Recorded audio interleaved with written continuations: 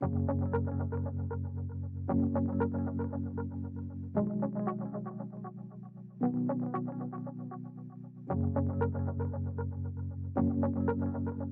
buenas tardes. Antes de comenzar mi intervención, me gustaría dar las gracias a la Asociación Barbaricum por haberme invitado a participar en esta edición de nuestro ciclo de Historia de las Mujeres, y en especial a su directora Rosa Serrano y a mis compañeras Ana de Francisco y María Fernández por invitarme a participar, y simplemente felicitarlas también por el éxito que está teniendo esta edición. La sesión de hoy nos llevará a la Antigüedad Tardía. Un periodo durante el cual el mundo romano atravesará una serie de transformaciones determinantes, pero en el que también detectamos continuidades, y a un tema en el que se aunan historia de las mujeres, historia de género y algunas otras corrientes. Se trata además de un tema que forma parte del debate más amplio sobre el papel de las mujeres en el pensamiento del primer cristianismo y en las primeras comunidades cristianas, del que tenemos un interesante ejemplo en la imagen que tienen ustedes en pantalla, que volveré a mencionar más adelante. El papel de las mujeres en los grupos priscilianistas o la consideración de la mujer en el pensamiento priscilianista no son temas que hayan sido muy tratados, o al menos no de manera monográfica, en una publicación exclusivamente dedicada a ello. En pantalla tienen una selección de publicaciones que tocan el tema. No están todas, pero sí las que he considerado más representativas.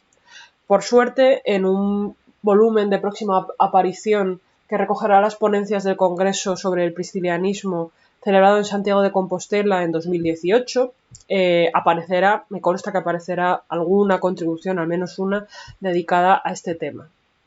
Por ahora, la que más espacio dedica al tema es la que ven señalada en rojo, The Making of a Heretic, Gender, Authority and the Priscillianist Controversy, de la profesora Virginia Burrus. En este trabajo, la profesora Burrus analiza desde los presupuestos de género la forma en que las actas conciliares y algunos autores tardoantiguos construyeron la figura del prisciliano para dejar clara su heterodoxia y su carácter herético. En esa visión que arrojan las fuentes y que a veces nos dice más de la problemática del propio autor que del protagonista del texto, la presencia y el comportamiento de las mujeres alrededor de Prisciliano son clave. Por lo tanto, hoy hablaremos no solo de lo que nos dicen las fuentes sobre la importancia de la mujer en el priscilianismo, sino también de lo que implicaban la feminidad y la masculinidad en el pensamiento cristiano tardoantiguo y cómo utilizaban estos criterios los autores tardoantiguos en sus escritos. Pero antes de centrarnos en las mujeres, me gustaría dar unas breves pinceladas sobre el fenómeno del priscilianismo. Mi exposición se dividirá, por tanto, en dos partes. Una primera donde daré una breve y por fuerza incompleta explicación del priscilianismo, y una segunda donde entraré de lleno en el tema que hoy nos ocupa. Bien.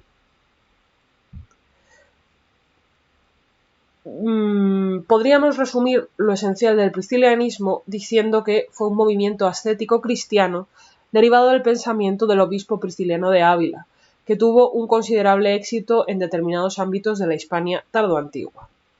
Bien, he dicho ascético. ¿A qué me refiero con el ascetismo? Aquí les traigo una definición de ascetismo según el diccionario Oxford de Antigüedad Tardía. Los ascetas practicaban un modo de vida austero y defendían la renuncia a los placeres materiales. Aquí tenemos un relieve del siglo VI que representa a Simeón el Estilita, que constituye un magnífico ejemplo de asceta cristiano.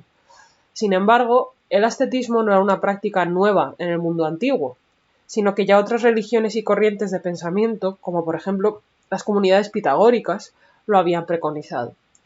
Pero en el caso del cristianismo tendrá una importancia central, no al convertirse los anacoretas en el embrión del futuro movimiento monástico con la aparición de los primeros cenobios, es decir, de los primeros espacios de koinos bios, es decir, de vida en común, donde vivían varios ermitaños o anacoretas juntos.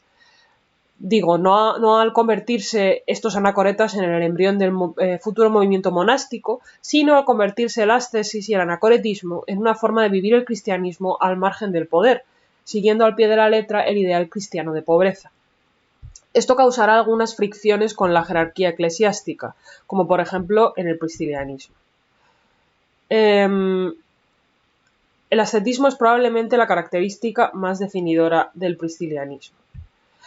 Pero, bueno, antes de pasar de seguir con la explicación sobre el priscilianismo, les he traído un par de imágenes relacionadas con este tema. Este es uno de los muchos monasterios, de los primeros monasterios aparecidos en Egipto. La cita que les pongo en pantalla es sobre la vida de Antonio, de uno de estos primeros monjes anacoretas más famosos, que me gusta mucho porque dice: Antonio indujo a muchos a abrazar la vida solitaria y desde entonces aparecieron monasterios en las montañas y los monjes, y esto es lo importante, hicieron del desierto una ciudad, abandonando a los suyos e inscribiéndose para ser ciudadanos del cielo, una especie de paralelismo entre la ciudad terrena y la ciudad celestial. Y aquí les he puesto una imagen de un monasterio que seguro que conocen ustedes, que es el monasterio de Suso, en La Rioja, que nació de, vamos, es el, digamos, el desarrollo de una comunidad donde vivían varios monjes juntos en cuevas. Bien. Volviendo al tema del priscilianismo, sabemos poco de Prisciliano antes de que comience el conflicto priscilianista.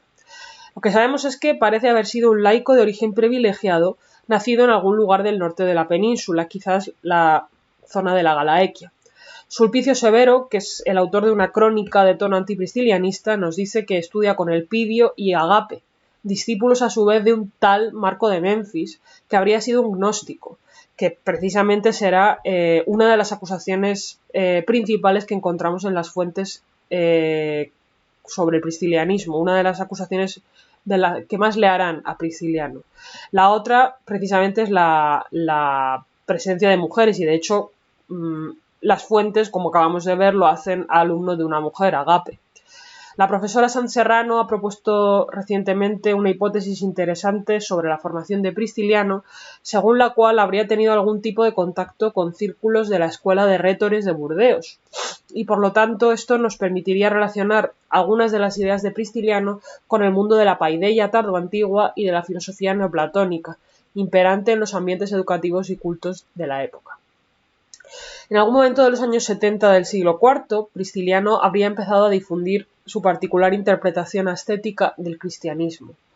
Sin embargo, el primer documento que nos menciona su actividad es una carta fechada en el 378-379 del obispo Higinio de Córdoba al obispo Idacio de Mérida, donde se denuncia la creciente extensión de esta herejía, de esta, para ellos, forma de herejía, mejor dicho, que ya se habría expandido por la Bética y por Lusitania.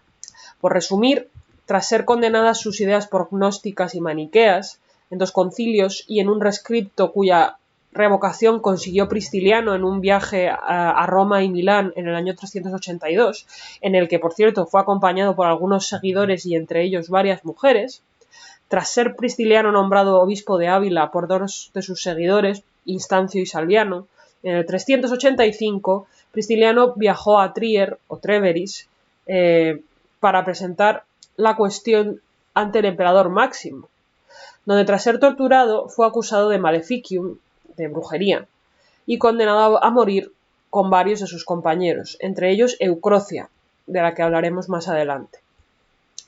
La muerte de Prisciliano no supuso ni mucho menos la desaparición del priscilianismo.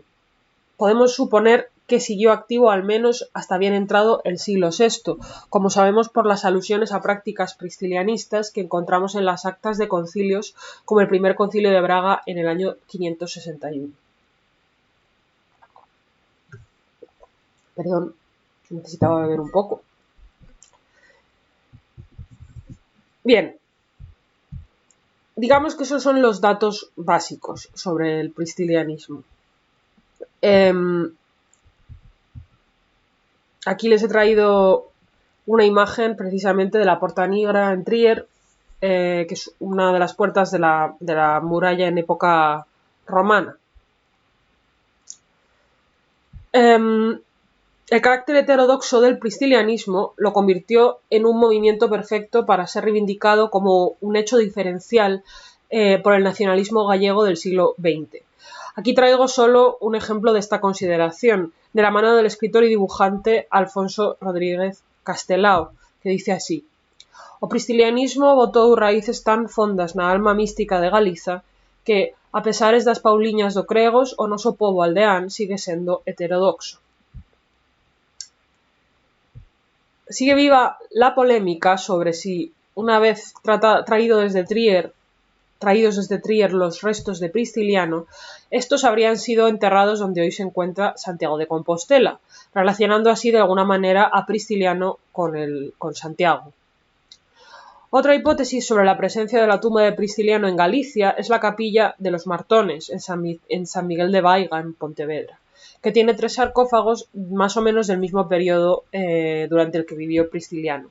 Pero como digo, se trata de una cuestión aún abierta.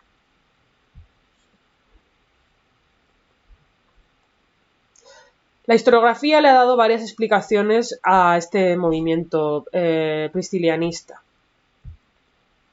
Por un lado, hay quien lo ve como un movimiento dirigido por miembros de las élites económicas y sociales, pero que también habría atraído a gentes humildes por su carácter innovador de la Iglesia desde dentro. En ese sentido, habría sido una lucha entre diversas maneras de ver el cristianismo, el de las autoridades contra un cristianismo más igualitario y místico, por decirlo de alguna forma, donde Pristiliano habría denunciado la contradicción entre el ideal de pobreza de Cristo y el lujo y el poder exhibidos por la Iglesia oficial, vistos como un lastre para llegar al verdadero conocimiento de Dios, que vendría de la mano de una vida ascética, el abandono de lo material, la renuncia a la carne, el vino y el sexo, y la práctica de retiros contemplativos y el estudio de la Escritura, algo no incompatible, y recalco esto, con estar en la jerarquía eclesiástica, es decir, se trataría de una renovación de la Iglesia desde dentro. Otros lo ven más bien como un conflicto entre las jerarquías eclesiásticas de Hispania, en parte por hacerse con las posesiones de los pristilianistas una vez condenados estos. Precisamente uno de los aspectos de este movimiento que más ha llamado la atención de los investigadores, y aquí ya me meto de lleno en la segunda parte de nuestra charla de hoy, digo que precisamente ha sido su dimensión social, derivada de una interpretación del cristianismo en apariencia muy diferente a la de las autoridades eclesiásticas tardoantiguas. Algunos investigadores han otorgado al pristilianismo un importante componente de contestación social. En ese sentido, ya los autores antiguos llamaron la atención sobre la presencia de un considerable número de mujeres entre los seguidores de Pristiliano.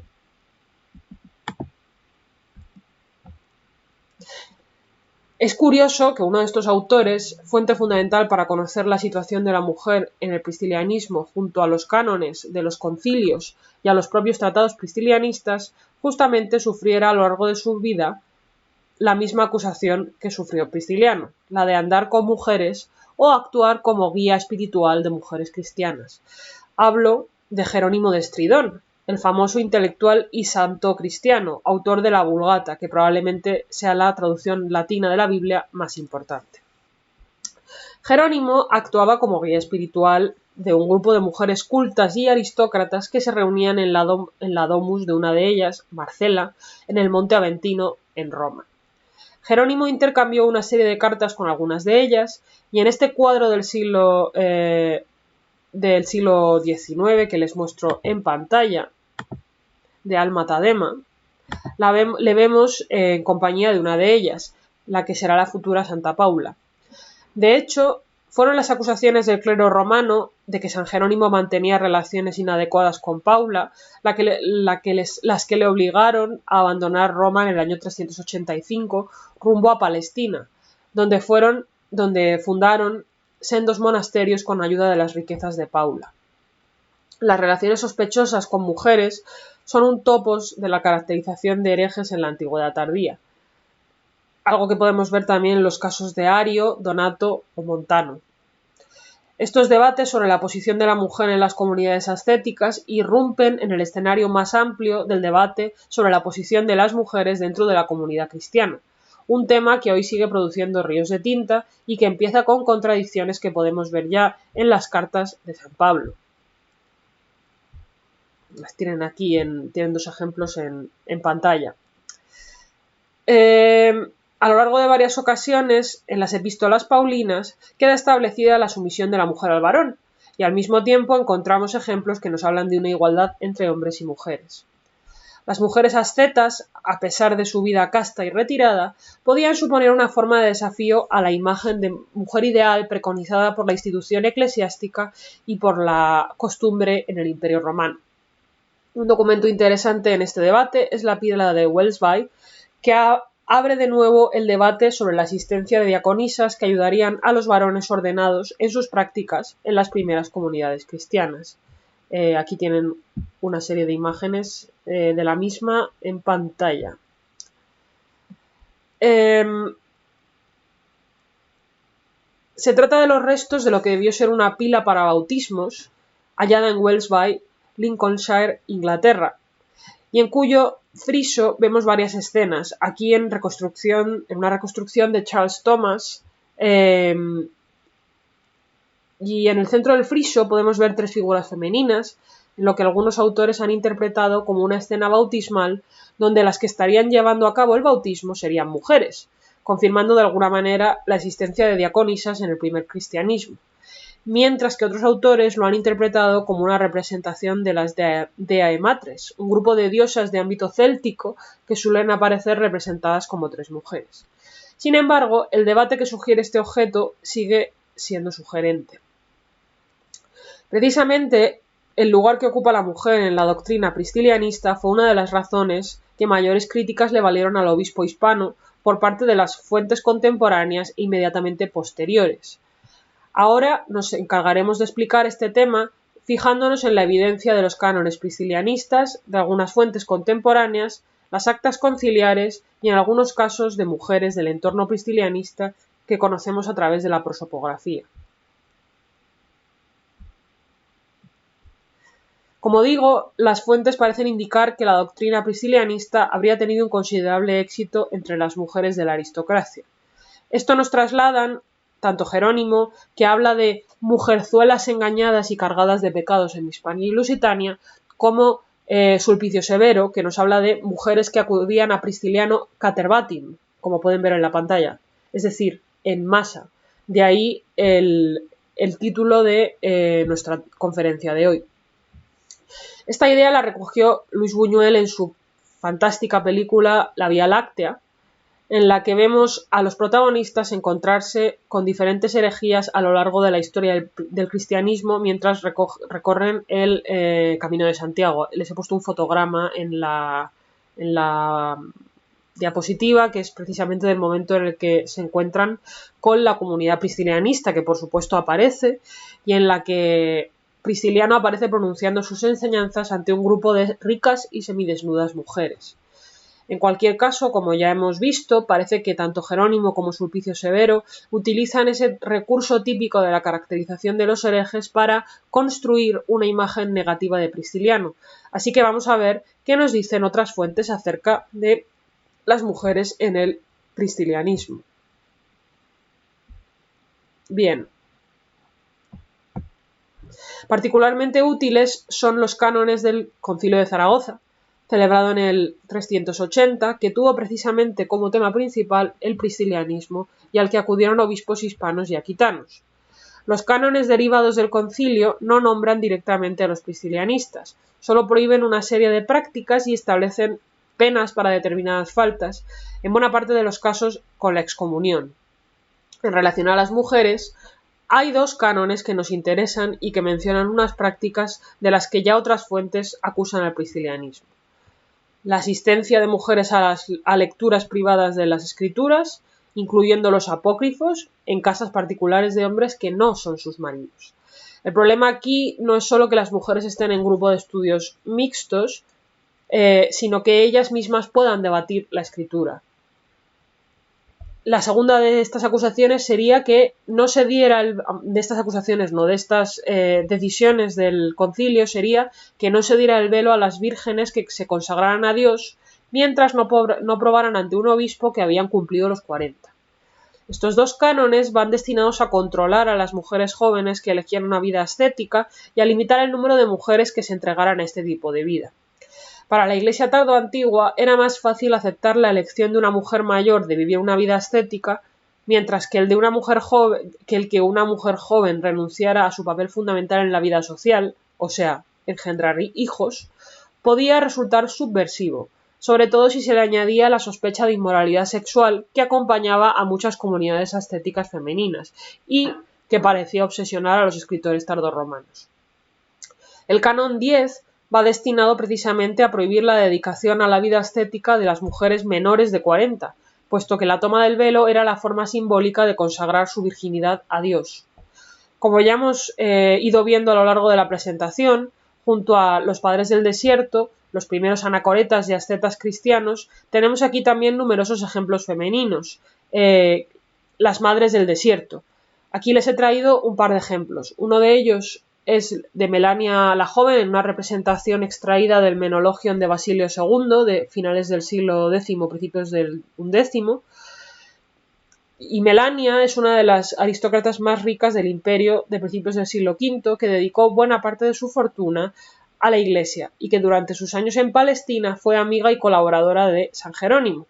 Y junto a Melania les he traído el ejemplo de la Santa Marinos, una monja que debió de vivir en el siglo V y cuya vida conocemos por varias vidas de santos bizantinas. Aquí la vemos a punto de entrar al monasterio donde acompañaría a su padre una vez muerta su madre y donde pasaría toda su vida disfrazada de hombre.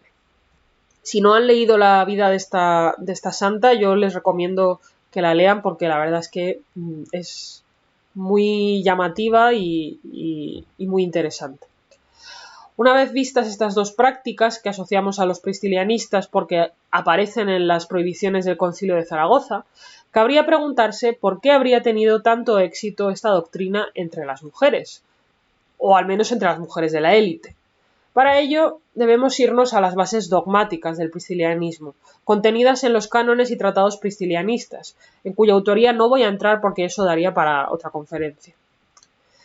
En el priscilianismo encontramos contradicciones parecidas a las que mencionábamos antes para el Nuevo Testamento, puesto que parece presentar un deseo renovador de una mayor participación femenina en la labor apostólica de la Iglesia, al mismo tiempo que pide la subordinación de la mujer al varón.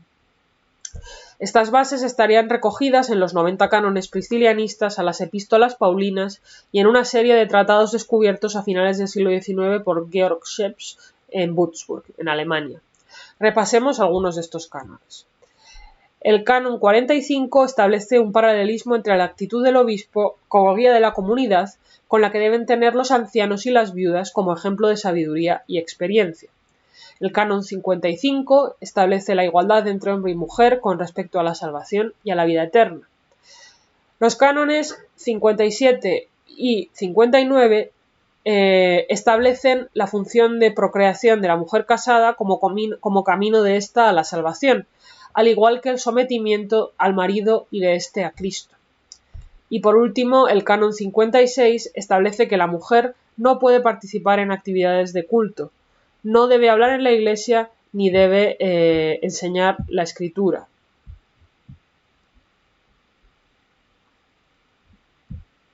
El profesor Olivares Guillem da una explicación plausible a esta aparente contradicción. Dado que la versión de los cánones que tenemos es fruto de la exégesis del obispo Peregrino, este habría presentado una versión descafeinada o menos chocante para el entorno ajeno al priscilianismo, recortando quizás algunos de los elementos de igualdad entre hombres y mujeres. Encontramos otro rastro de esta supuesta consideración de igualdad en el primero de los tratados priscilianistas, que establece la igualdad entre las almas de los varones y de las mujeres, haciéndose eco de la epístola a los Gálatas. Ahora vamos a detenernos un poco en los datos que tenemos de algunas de las mujeres del entorno priscilianista. Ya hemos mencionado antes a Agape, de la que solo sabemos que fue una mujer de una cierta clase, que estudió con un tal Marco de Menfis, un gnóstico, y que fue maestra de Prisciliano. Aquí encontramos de nuevo la extrañeza, que veíamos antes en el caso de los cánones de Zaragoza, de que una mujer enseñe lo cual añade un elemento de herejía a la personalidad de Prisciliano. Jerónimo añade con sorpresa que supuestamente ella habría sido la maestra del pibe. Por otro lado tenemos a Eucrocia y a Prócula, madre e hija procedentes de una pudiente familia de la aristocracia gala y que supusieron un importante apoyo económico para Prisciliano, como nos recuerda el canon 63, que parece hacer referencia a Eucrocia. Se trata de la viuda y la hija del importante rétor y abogado Aciotirio del Fidio, por lo que probablemente se trataba de mujeres con formación. Eucrocia habría acogido a Prisciliano en Burdeos y después le habría acompañado a Roma en su viaje, lo cual parece de alguna manera confirmarnos las ideas de igualdad de Prisciliano. Le habría acompañado en su viaje para intentar revocar el rescripto imperial y también a Trier, donde finalmente sería ejecutada junto a Prisciliano. A ella se hace referencia a este otro texto de Sulpicio Severo, donde además se dice que iban acompañados de otras mujeres, esto es, de mujeres que no tenían parentesco alguno con los hombres que las acompañaban. Comentario que podemos poner en relación con los cánones del Concilio de Zaragoza, cuando se dice que las mujeres no deben participar en lecturas de la escritura en casa de otros hombres.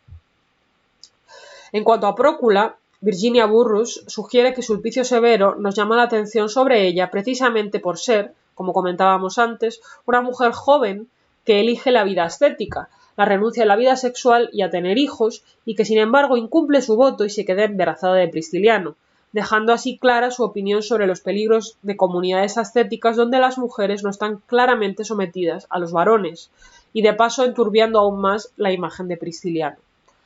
A Eucrocia y Prócula las menciona también años después el poeta Ausonio en su poema Conmemoración de los profesores de Burdeos. Otra mujer que algunos autores, entre ellos Virginia Burrus, relacionan con los entornos priscilianistas es una tal Úrbica, de la que la crónica de Sulpicio Severo no nos dice nada, pero sí la de Próspero de Aquitania, que cuenta que fue lapidada por persistir en su impiedad.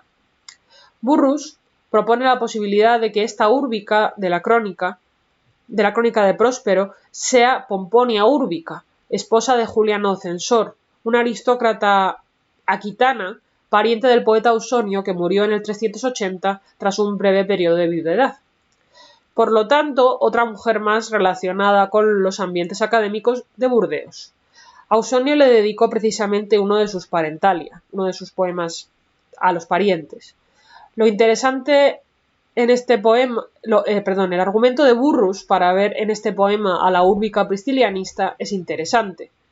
Ausonio la compara con Tanaquil, la esposa del rey romano Tarquinio Prisco, y con Teano, la esposa o hija o discípula, según la versión que se consulte, del matemático y filósofo Pitágoras.